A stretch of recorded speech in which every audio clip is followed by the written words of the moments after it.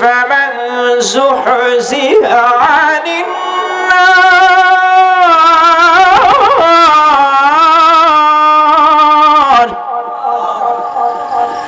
وأدخل الجنة فقد فاز। একটা ওয়াজ যথেষ্ট, তা হচ্ছে তোমাকে মৃত্যু বরণ করতে হবে আর কিয়ামতের ময়দানে তোমাদেরকে হিসাবের জন্য উপস্থিত করা হবে, পরিপূর্ণ জাযা তোমাদেরকে দেওয়া হবে। ফামান সুহজিহা আনিন নার, এটাই হচ্ছে আসল বিষয়, আসল ব্যাপার। ওয়া উদখিলাল জান্নাহ, ঘরে লিখে রাখার মতো, বাধাই করে দেয়ালে ফ্রেমের লিখে রাখার মতো একটা আয়াত। ফামান সুহজিহা আনিন নার ওয়া উদখিলাল জান্নাতি ফাকাদ ফাজ। মানে ব্যাপারটা হচ্ছে ফামান সুহজিহা আনিন নার, সেদিন যাদেরকে জাহান্নাম থেকে দূরে রাখা হবে, উদখিলাল জান্নাহ, আর জান্নাতে ঢুকিয়ে দেওয়া হবে, প্রবেশ করা হবে, ফাকাদ ফাজ,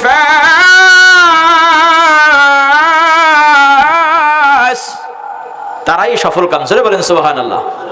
তাহলে সফলতা কি টাকার ভিতরে? সফলতা কি জমাজমির ভিতরে? সফলতা কি আপনার ঘর বাড়ি বিল্ডিং এর ভিতরে? তাহলে সফলতা ক্ষমতার ভিতরে। কি বলেন? ক্ষমতার ভিতরে? ক্ষমতার ভিতরে না, সফলতা হচ্ছে কিয়ামতের দিন যদি আপনি নাজাত পেয়ে যান, সেটাই হচ্ছে চূড়ান্ত সফলতা। সুবহানাল্লাহ। এটা আমার কথা নয়, কার কথা? কার কথা? আল্লাহ সুবহানাহু ওয়া তাআলার কথা। ফামান সুহজিহা আনিন নার ওয়া উদখিলাল জান্নাতি ফাকাদ ফাজ। ও দুনিয়ার মানুষ, তুমি দৌড়াও টাকার পিছে, তুমি দৌড়াও গাড়ি বাড়ির পিছে, তুমি দৌড়াও মেম্বার, চেয়ারম্যান, এসপি, ডিসি, মন্ত্রী হওয়ার জন্য। তুমি টাকা পয়সা, জীবন যৌবন, এমনকি মানুষ খুন করতেও দ্বিধাবোধ করো না। আসলে এটা সফলতা নয়, এটা চূড়ান্ত ব্যর্থতা। তবে ক্ষমতা নেওয়া যায় যদি ওমরের মতো মানুষ হয়, ঠিক কিনা? যদি ওমরের মতো হয় তাহলে ক্ষমতা নেয় কি কোনো দোষ আছে?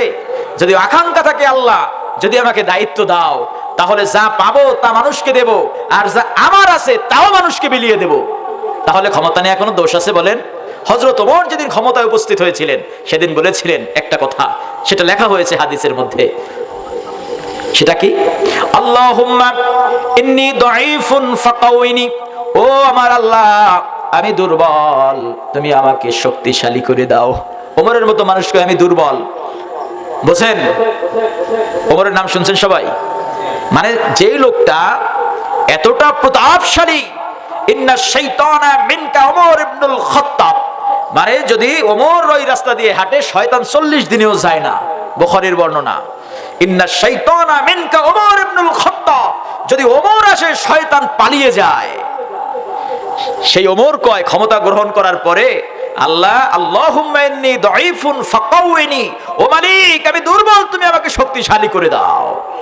আবার ওমর বলল, আল্লাহুম্মা ইন্নী বালিগুন ফাকাউইনি, ও আল্লাহ আমার হৃদয়টা বড় কঠিন, আমার হৃদয়টা বড় শক্ত, পাথরের মতো, মালিক আমার হৃদয়টাকে তুমি তুলার মতো নরম বানাইয়া দাও।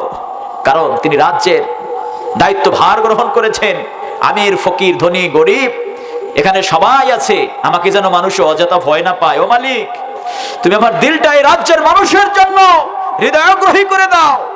ও আল্লাহ, এই রাজ্যের মানুষের জন্য আমার দিলের দরজাটা খুলে দাও। কার দোয়া? কার দোয়া? আবার বললেন, ও মালিক, ও আল্লাহ, আল্লাহুম্মা ইন্নী বাখিলুন ফাসাখহিনি, আল্লাহুম্মা ইন্নী বালিগুন ফাসাখহিনি, আল্লাহুম্মা ইন্নী বাখিলুন ফাসাখহিনি, ও আমার আল্লাহ, আমার অন্তরটা বড় কৃপণ, আমার মনটা বড় কৃপণ আল্লাহ। ধন সম্পদ আল্লাহর রাস্তায় দিতে ইচ্ছা করে না, ইয়েতিম মিসকিনকে দিতে ইচ্ছা করে না, অসহায় বিধবাদেরকে দিতে ইচ্ছা করে না। 10 টন চাল আসছে, উঠাইয়া নিজে সব খাইয়া ফেলাইছে, আছে না নাই?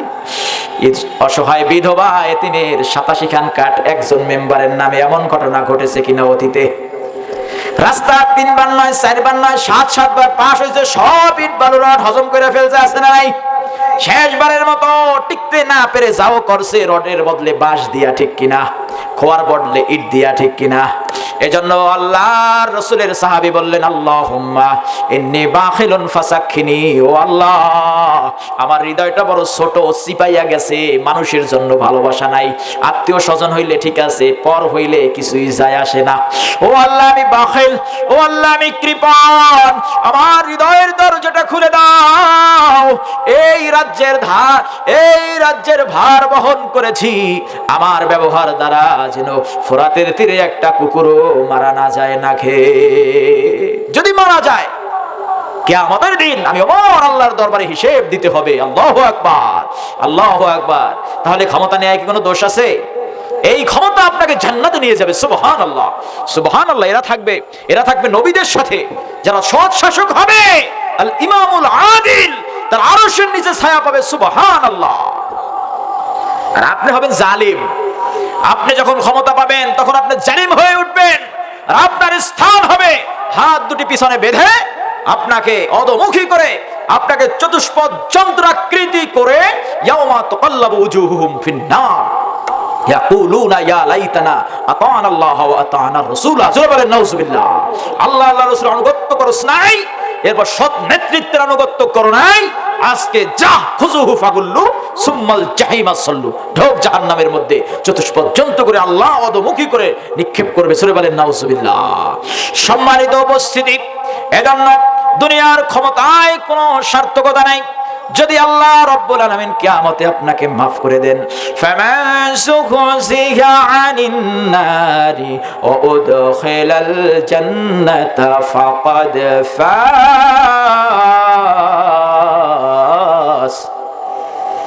সফলতা তোমার তখনই হবে আল্লাহ যদি বান্দাকে বলে, বান্দা তোমাকে জাহান্নাম থেকে দূরে রাখলাম, জান্নাতের মধ্যে ঢুকাইয়া দিলাম, ফাকাদ ফাস। এটাই হচ্ছে তোমার চূড়ান্ত বিজয়। জোরে বলেন সুবহানাল্লাহ। এটাই চূড়ান্ত বিজয়। এবার আসেন সূরা হাজের ৭৩ নম্বর আয়াতটা আলোচনা করে, এই আয়াতে কারিমাটি আলোচনা করে আমি শেষ করছি।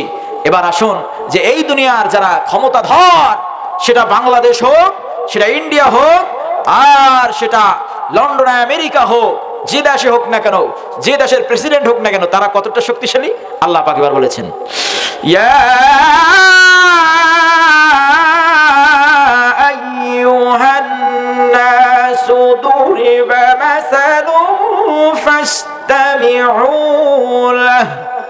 আল্লাহ বলে, শোনো ও দুনিয়ার মানুষ, আমি একটা উপদেশ দিলাম, ইন্নাল্লাযীনা লা ইয়াখলুকু যুবাবা ওয়ালা ফিজিত্তামাউ লাহ, ইন্নাল্লাযীনা তাদউনা মিন দুনিল্লাহি লা ইয়াখলুকু যুবাবা ওয়ালা ফিজিত্তামাউ লাহ ওয়া ইয়াসলুবুহুমুয যুবাবু শাইআন লা ইয়াস্তানকিযুহু মিনহু দাউফাত الطالب والمطلوب।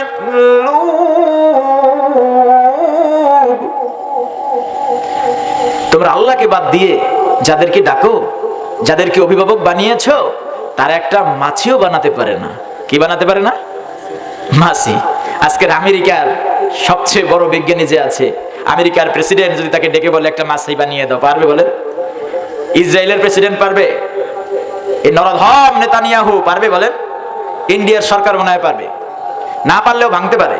দেখেন ইন্ডিয়ার মন্দির তৈরি করতেছে, মসজিদ ভেঙে মসজিদগুলো ঘুরিয়ে দিচ্ছে, নেটে দেখবেন। এই বর্তমান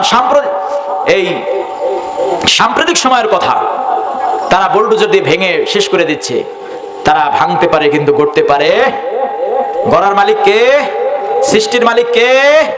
আল্লাহ সুবহানাহু ওয়া তাআলা। আল্লাহ বললেন, যাদেরকে অভিভাবক বানিয়েছো, নেতা বানিয়েছো, তারা তো একটা মাছিও বানাতে পারে না। শুধু তাই নয়, ইন্নাল্লাযীনা তাদউনা মিন দুনিল্লাহি লা ইয়াখলুকু যুবাবান ওয়ালা ফিজতামাউ লাহ। শুধু তাই নয়, তোমরা যখন খাবার খাও, খাবারের প্লেটে মাছি এসে যদি একটু খাবার নিয়ে চলে যায়, তোমরা গোটা দুনিয়ার মানুষ, রামবান রতি মহারতি, রাজা প্রজা ডক্টর ইঞ্জিনিয়ার সবাই মিলে ওই খাবারটি মাছির মুখ থেকে উদ্ধার করতে সক্ষম হবে না।